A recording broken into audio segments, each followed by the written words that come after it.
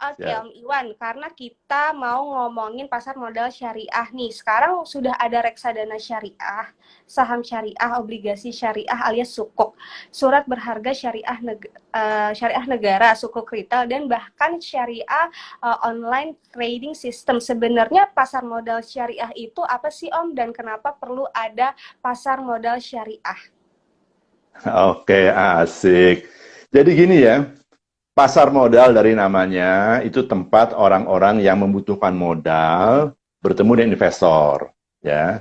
Jadi investor bisa menempatkan, karena namanya modal itu adalah penempatan jangka panjang. Bisa Mm-mm. saham yang paling gampang itu, bisa juga surat utang jangka panjang yang namanya obligasi. Nah, di dalam bahasa syariah disebut sukuk. Ya, sebetulnya buat istilah saja. Nah, sekarang ini sudah lama nih. Ya, pertama kali muncul kembali pasar modal Indonesia itu waktu tahun 95, Telkom itu go public, itu pertama kali itu muncul Mm-mm. kembali. Nah, waktu itu aku lagi baru ditunjuk sama apa menteri sama presiden untuk pegang di Dana Reksa. Waktu masuk Oke. sana, kita semua tanya, apa cita-cita kamu? Nggak tahu dari mana, muncul aja dari mulutku, mau bikin Islamic apa namanya mutual fund. Wah, gaya banget ya. Mutual fund itu reksadana. Islamic di Iya. Indonesia sebut sebagai syariah. Terus tanya, kenapa? Ya, saya bilang, ya kalau ada bank syariah, ada asuransi syariah, tentu dalam modalnya juga perlu cara syariah. Kalau nggak jalan, karena yang namanya perbankan itu membiayai dalam segi pinjaman, ya jangkanya nggak terlalu panjang. Tapi kalau Mm-mm. jangka panjang harus pakai pasar modal, harus ada Iya. syariah. Wah, Pak Menteri bilang oke, dia bilang gitu. Nah, jadi kemudian tahun 97 kita buat tuh. Nah, Mm-mm. ini sekarang ada di sini bedanya apa? Orang saya, apa bedanya apa? Jadi waktu pertama Mm-mm. kali ada saham tuh, orang dia bilang, saham kan kertas. Masa kita cuma jual beli kertas? Nah, mulai Iya, cerita iya. tentang itu, tentang sapi betina. Sapi betina Iya. kan bahasa Arabnya Al-Baqarah. Mm-mm. Kebetulan ayat-ayat tentang riba segala macam tuh ada di Al-Baqarah. Jadi saya Mm-mm. bilang, kalau 3 orang investasi di sapi betina, ya, terus kemudian sapi betina memberikan hasil, katakanlah susu, ada anak, kotoran jadi pupuk. Nah, Mm-mm. untung. Kemudian salah satu mau menjual bagiannya dia atas sapi tersebut. Nah, masa sapi dipotong 3 kan nggak mungkin dong, ya kan? Iya. Akhirnya dibikinin surat kepemilikan sapi. Nah, Oke. 3, yang punya 1 jual ke orang lain. Katakan buat belinya pada harga katakanlah 12 juta. Nah, Mm-mm. waktu dia mau jual, sepertiga dari 12 kan 4 juta. Tapi kan itu setahun yang lalu. Mm-mm. Sekarang nih sapinya udah jalan bagus. Jadi berapa dong gitu. Nah, sapi ini dibawa ke pasar. Mm-mm. Ini cerita Rasulullah jadi dibawa ke pasar, kemudian di pasar harganya berapa? Katanya di pasar harganya 15 juta. Nah, itu Oke. valuasi pasar 15 juta. Jadi 1/3 15 juta itu 5 juta. Nah, dia bisa nawarin 5 juta. Yang mau beli harga 4,5 atau 5,2 itu tergantung pada supply demand Mm-mm. gitu. Nah, setelah aku cerita begitu, bilang, oh jadi saham itu pemilikan sapi betina. Aku ketawa aja. Tapi yang penting sekarang udah ngerti bahwa saham itu bukan kertasnya, Mm-mm. pemilikan dari suatu usaha gitu. Nah, sejak saat itu setelah kita ngomong seperti itu muncul kita pengen bikin apa lagi. Mm-mm. Nah, makanya juga muncul lagi yang namanya obligasi dan segala macam. Jadi itu beda dasarnya. Yang namanya syariah itu tentu pertama nggak boleh ada riba. Oke. Kemudian di dalam pemberian informasi nggak boleh goror. Dalam bertransaksi nggak boleh mengaisir. Mm-mm. Dan juga produk yang dijual belikan harus produk yang halal. Gitu. Oke, oke, oke. Nah, gimana sih Om Iwan ceritanya sampai Om Iwan tuh memulai berdirinya pasar modal syariah di Indonesia? Apa yang terjadi dan kenapa sampai kayak gitu tuh kejadiannya tuh Om Iwan? Itu kejadiannya sih sebenarnya kecelakaan ya, nggak benar-benar direncanain, terus terang aja, serius, serius. Jadi waktu masuk ke Dana Reksa punya yang namanya sertifikat Dana Reksa. Ya. Sertifikat Dana Reksa itu adalah saham-saham perusahaan-perusahaan tertentu, biar mungkin banyak orang bisa beli, dijual potongannya. Jadi kalau beli satu saham atau satu lot saham kan perlu uang mahal. Mm-mm. Dibuatin satuan-satuan yang lebih kecil. Jadi dengan uang sekian ribu aja udah bisa ikut gitu. Nah, waktu aku jadi direktur utama, aku lihat, wah ini ada undang-undang yang baru, itu tahun paling ada undang pasar modal baru, dan yang ini nggak cocok sama yang baru, undang-undang itu. Makanya kita robah. 96, setelah setahun aku di sana, kita buat reksadana KIK yang pertama. Wah, itu juga seru banget tuh bikinnya tuh. Udah selesai, ternyata Bill meledak. Yang invest banyak. Termasuk Iya. Berita. Waktu itu Berita kan masih SMA tuh. Dia ikut Berita, ikut invest juga tuh. Invest di sana. Meledak. Akhirnya dalam setahun, jumlah yang diperbolehkan oleh Bapak PAM, dulu namanya Bapak PAM ya, sebelum OJK, itu sudah terpenuhi. Terus aku pengen bikin yang berikutnya. Nah, berikutnya apa? Dia bilang, kalau cuma gitu doang, jangan dong, dia bilang, kata Ketua Bapak PAM. Aku tambahin, ya udah deh Pak, tambahin yang syariah. Nah, oke, syariah. Dia bilang, bagus. Dia bilang, walaupun ketuanya itu dulu Pak Adi Suta, dia bukan Muslim, tapi dia sangat mendukung. Gitu. Nah, setelah itu, dibilang, harus ada Dewan Pengawas Syariah. Waduh, gimana nih Dewan Pengawas Syariah? Aku kesana kemari nyari siapa yang mau. Ternyata ada satu orang yang mau. Namanya siapa tau nggak? Kiai Maruf Amin. Yang sekarang jadi Wapres. Jadi dia tuh tahun 97 mau jadi ketua. Nah, terus kemudian setelah itu beliau tanya, ini ulama pada belum tahu nih Pak Iwan tentang reksadana. Orang saham yang nggak tahu bagi reksadana. Ya udah kita bikin apa? Lokal karya ulama. Kumpulin tuh lokal ulama. Ya, ada hampir 200 ulama datang seluruh Indonesia. Aku undangin beberapa pembicara dari dalam dan luar negeri. Setelah itu, wah mereka bilang bagus juga nih. Keluar itu fatwa dari MUI. Tapi itu pertanyaan itu. Kalau setiap orang punya produk baru seperti ini, harus punya Dewan Pengawas Syariah baru segala macam, kan repot nih.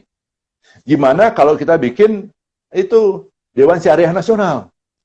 Tanya sama orang. Di dunia nggak ada tuh. Di dunia nggak ada satu negara pun yang punya Dewan Syariah Nasional. Nggak ada. Semua cuma Dewan Pengawas Syariah di tiap-tiap bagian atau Dewan Pengawas Syariah di Bank Indonesianya gitu. Terus tapi Pak Murah bilang, ayo kita dorong. Kebetulan Ketua Komisi Fatwa itu sekarang sudah meninggal Pak Kiai Ibrahim, dia juga mendukung. Jalan deh gitu. Nah, sehingga akhirnya sana jalan, salah satu orang lain juga menolong itu namanya Pak Hasanuddin. Waktu itu Pak Hasanuddin itu sekretarisnya Pak Maruf Amin. Sekarang Pak Hasanuddin panggilnya Kiai Haji udah 25 tahun berlalu, Kiai Haji, dan beliau sekarang jadi Ketua Badan Pengurus Harian daripada Dewan Syariah Nasional. Besok beliau juga kita ngomong tuh. Nah, jadi Pak Maruf Amin itu orang-orang ikut semua pada megang jabatan kecuali Om. Om jadi temannya Nabila aja.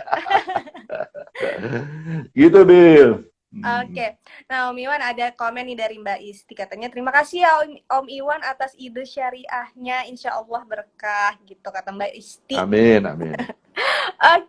Om Iwan, aku ke pertanyaan selanjutnya nih. Om Iwan, aku lihat di IG ada postingan nih tentang acara webinar OJK. Nah, yang tadi aku sebelumnya emang udah aku sounding sih, karena udah ulang tahun yang ke-25 tahun ya Om Iwan ya, kalau nggak salah ya. Iya.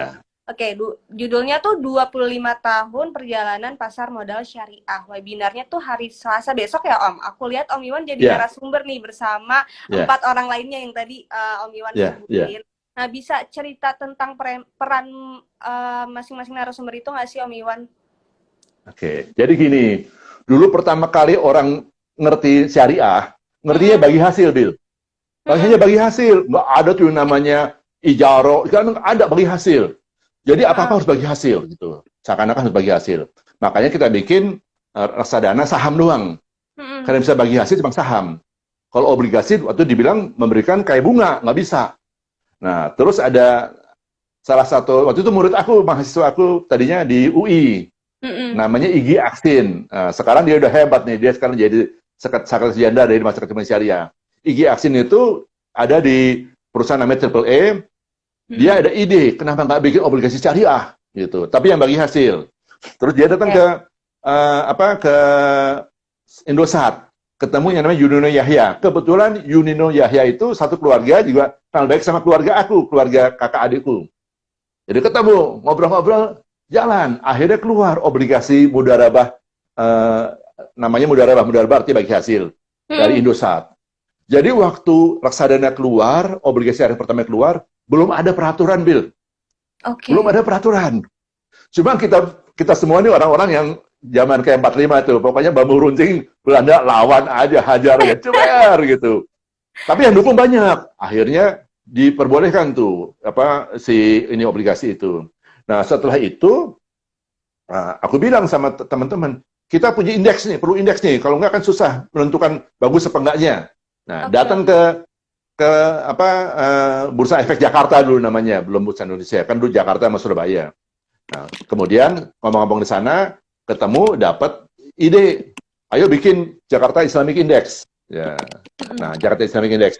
Kebetulan ada orang yang baru masuk ke Bursa Efek Indonesia, Jakarta waktu itu, namanya Irwan Abdallah.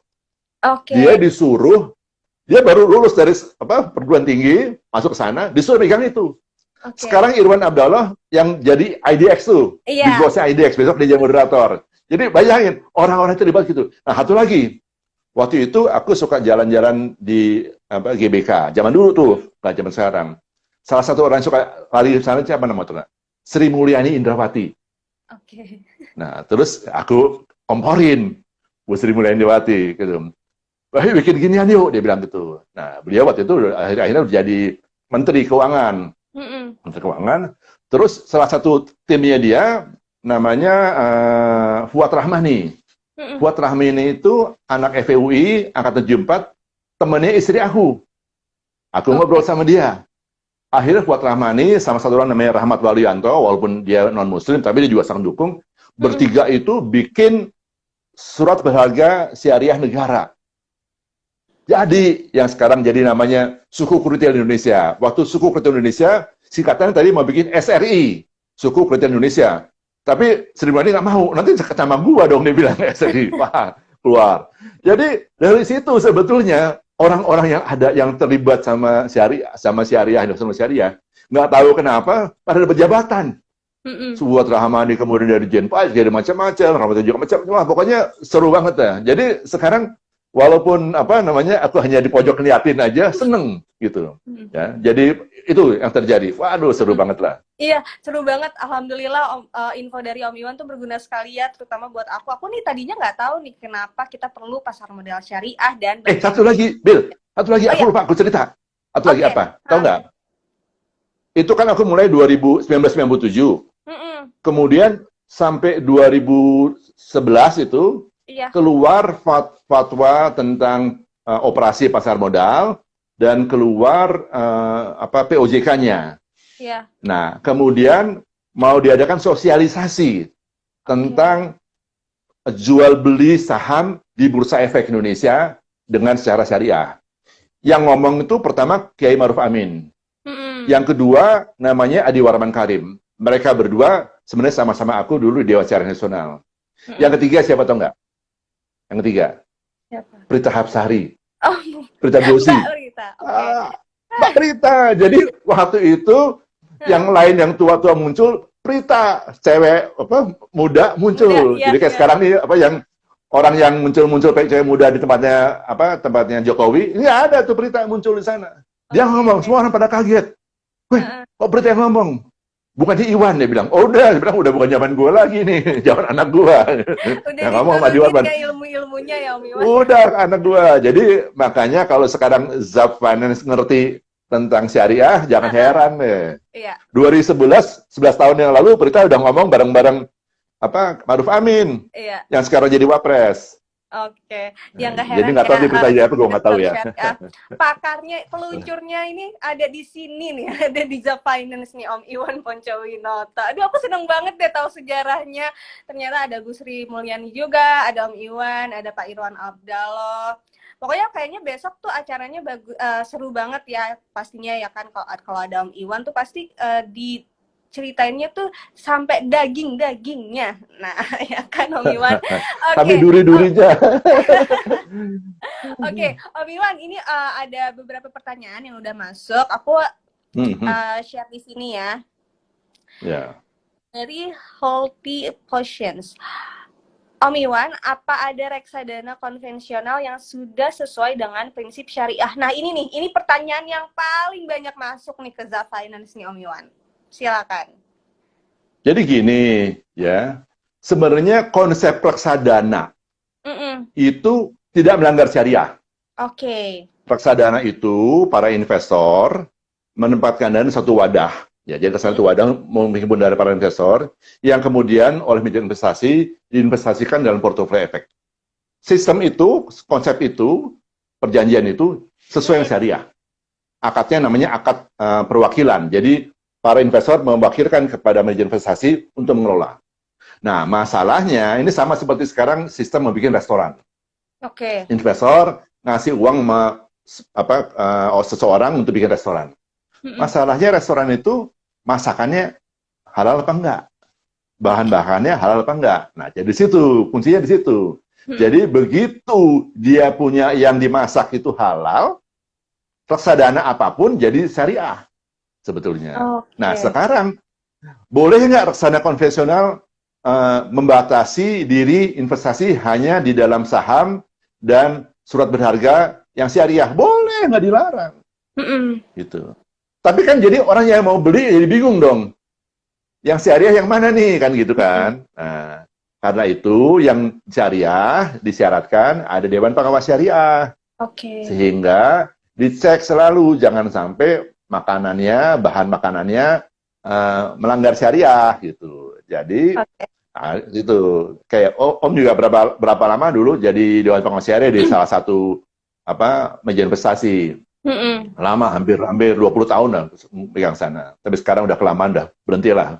Masa nggak diganti orang lain, biar orang gantiin lah. Masa terus-terusan gitu, nggak boleh dong. 2 periode cukup lah ya. Jangan 3 periode. Gantian lah ya Om Iwan ya. Itu pertanyaan kedua. Aduh, salah tekan. Oke. Dari Mbak Melzop. Om Iwan, kalau saham syariah portofolionya harus bayar zakat juga nggak ya? Nah, ini ngomongin zakat ya Om Iwan. Kebetulan kita emang pengen bahas zakat sih. Ini sekalian deh, aku juga mau tanya deh ke Om Iwan. Kalau misalnya investasi itu kan banyak ya macamnya ya Om Iwan ya. Kalau misalnya kayak emas gitu tuh, kita ngebayar zakatnya tuh kayak gimana sih Om Iwan? Mungkin pertanyaannya juga sama kayak Mbak Melzop nih. Oke, jadi gini ya. Kita cari pandanannya zaman Rasulullah biar gampang ya. Zaman itu katakanlah orang punya kebun kurma, ya, punya kebun kurma. Dia punya uang, dia beli tanahnya, beli lahannya. Dia punya uang, dia beli bibitnya. Kemudian dia pelihara kurmanya sampai bisa berbuah. Nah, kebun kurma yang dikenakan zakat, objek zakat itu adalah hasil kurmanya, bukan pohonnya. Jadi kalau hasil kurmanya melebihi jumlah tertentu yang namanya nisab dan dalam waktu setahun, baru dikenakan dikenakan zakatnya. Ada semacam tarifnya. Sekarang kalau kita punya portofolio saham, itu sama dengan kurma apa sama pohon kurma? Portofolionya. Kamu makan portofolio atau makan hasilnya? Makan dividennya, makan hasilnya kan? Capital gain-nya, dividennya kan? Bukan pohon kurmanya kan? Betul, jadi portofolionya bukan objek zakat. Bukan objek zakat, hasilnya objek zakat. Nah, pertanyaannya sekarang, kalau harganya naik, ya, jadi ada hasilnya, tapi belum dicairkan, keluar zakatnya nggak? Sekarang gini, kita bayar zakat buat apa sih? Biar kita disayang sama Allah kan? Iya. Dianggap kita bersyukur bahwa dalam harta yang kita terima ada sebagian hak orang lain kita keluarkan.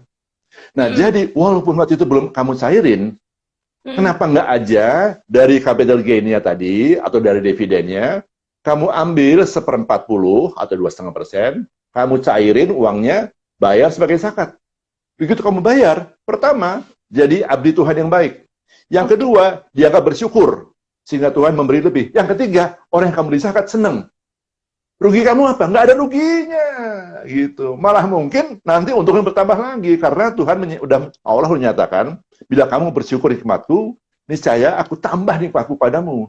Tapi kalau kamu kufur, kamu ingkar, siksaku sangat pedih. Ayo, mending bayar 2,5% dari capital gain-nya, ya kan?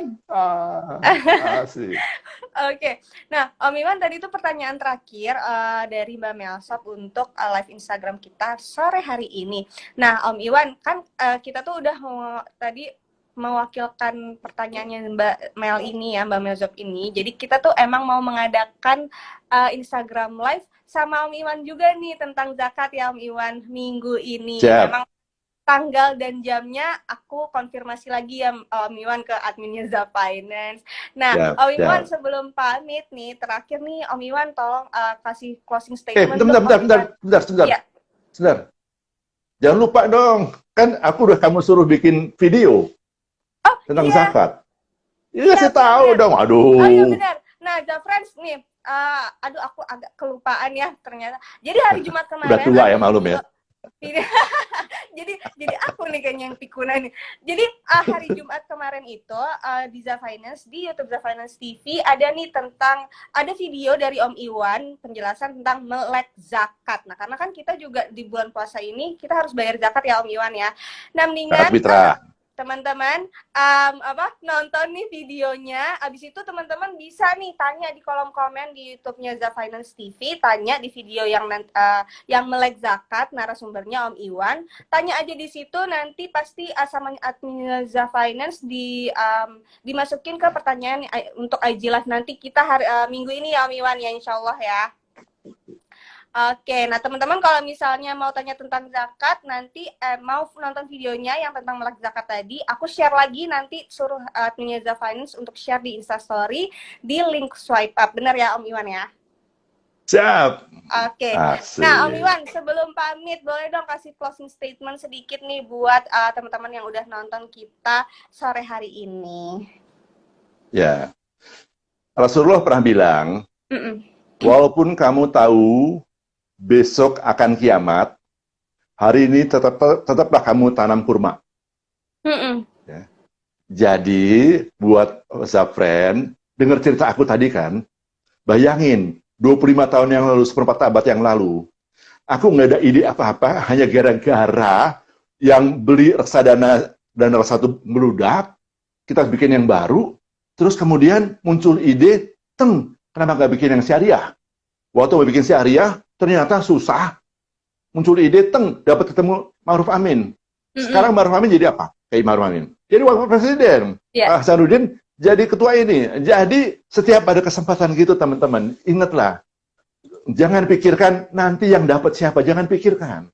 Ya, tapi pikirkan kalau kamu tanam ini, kamu kerjakan ini, bermanfaat nggak buat masyarakat. Jadi tadi Rasulullah bilang, walaupun kamu tahu besok kiamat, tetaplah hari ini kamu tanam kurma.